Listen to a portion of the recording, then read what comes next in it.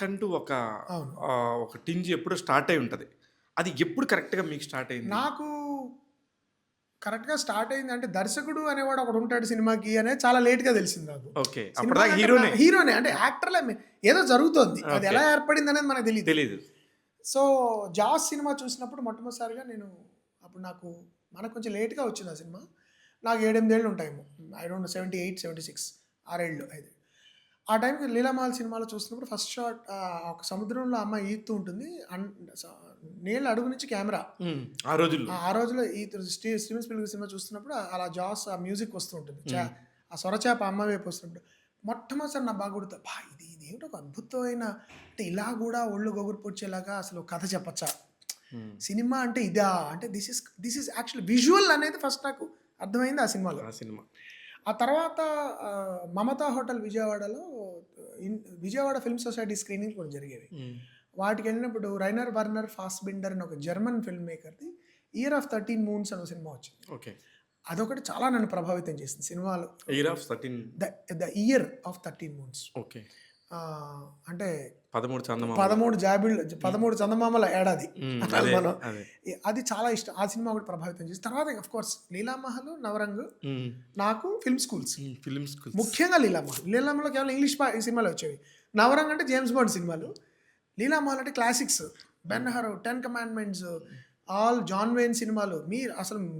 4.50 ticket అబ్బా! Balcony. హ్మ్. ముందరది రూపాయి పావలా ఏదో ఉండేది. డబ్బులు వెళ్ళిపోవడమే శనివారం వచ్చిందంటే ఆ పక్కనే 'లీలామహల్' పక్కన ఒక పెసరట్టు బండి ఉండేది. హ్మ్.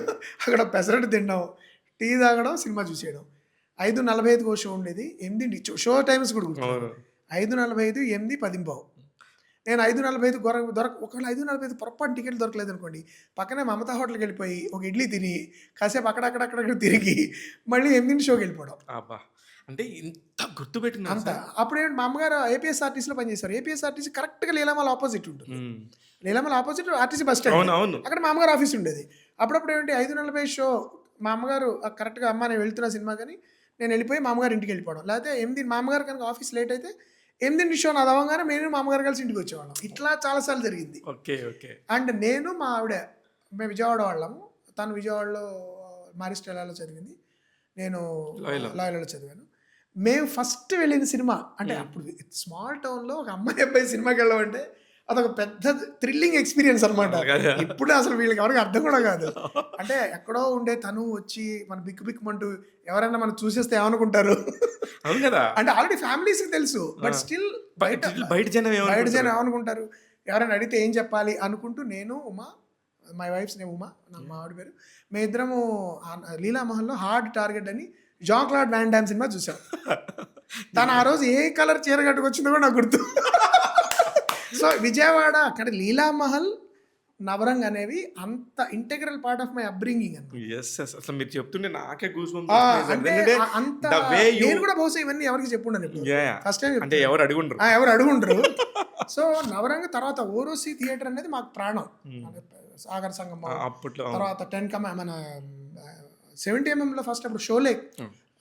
70 ఎంఎం ప్రింట్, హ్మ్. తర్వాత 'ఏలియన్', హ్మ్. 'టెర్మినేటర్', ఆ తర్వాత అదేం సినిమా మన 'మెకనస్ గోల్డ్' హ్మ్. ఇవన్నీ 'ఊర్వశి'.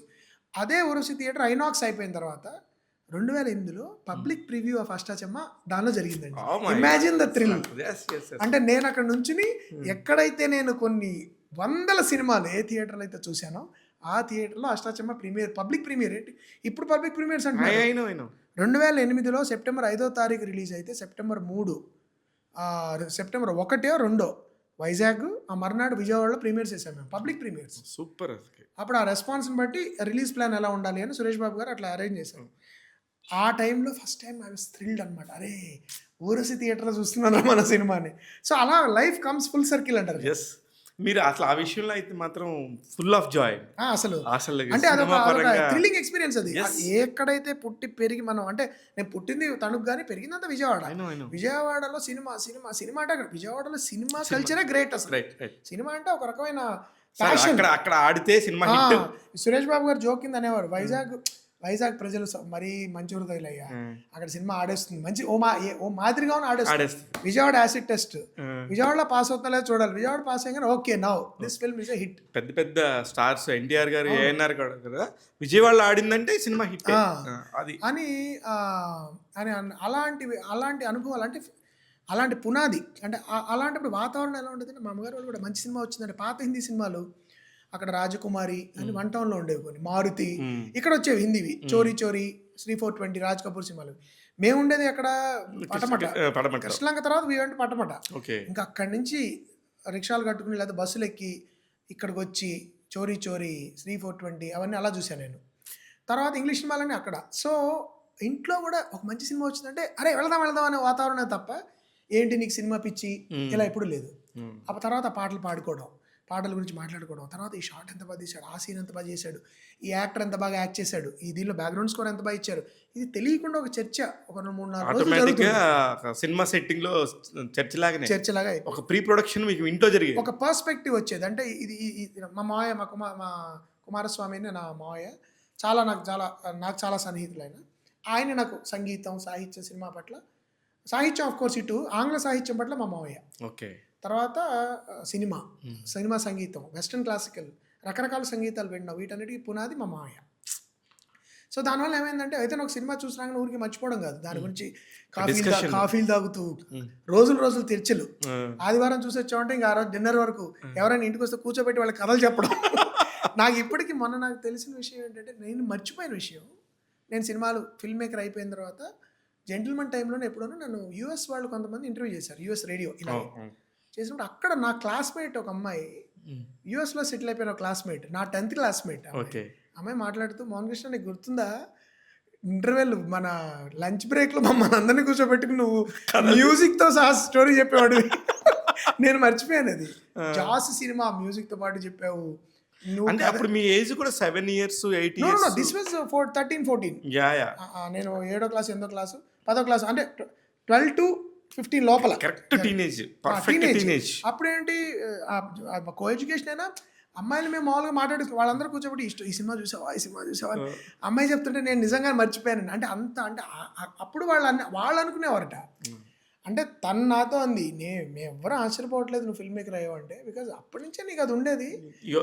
అంటే మోహన్ కృష్ణ సినిమా, మన సినిమా చూడాలంటే మనం వెళ్ళక్కర్లేదు, మోహన్ కృష్ణ స్టోరీ చెప్పమంటే సో అది నాకు ఆ ప్యాషన్ అంటే దీంట్లోనే నర్చర్డ్ ప్యాషన్ అవ్వడం వల్ల నాకు సమస్య రాల.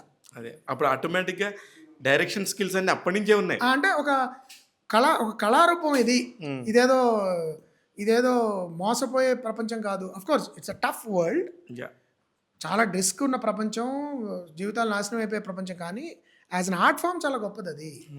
కాబట్టి నువ్వు దానిలో వెళ్ళి జాగ్రత్తగా ఉండి కృషి చేయొచ్చు అని నాకు పాజిటివ్గానే ఎంకరేజ్ చేశారు తప్ప దాని నుంచి నన్ను డిస్కరేజ్ చేయాల.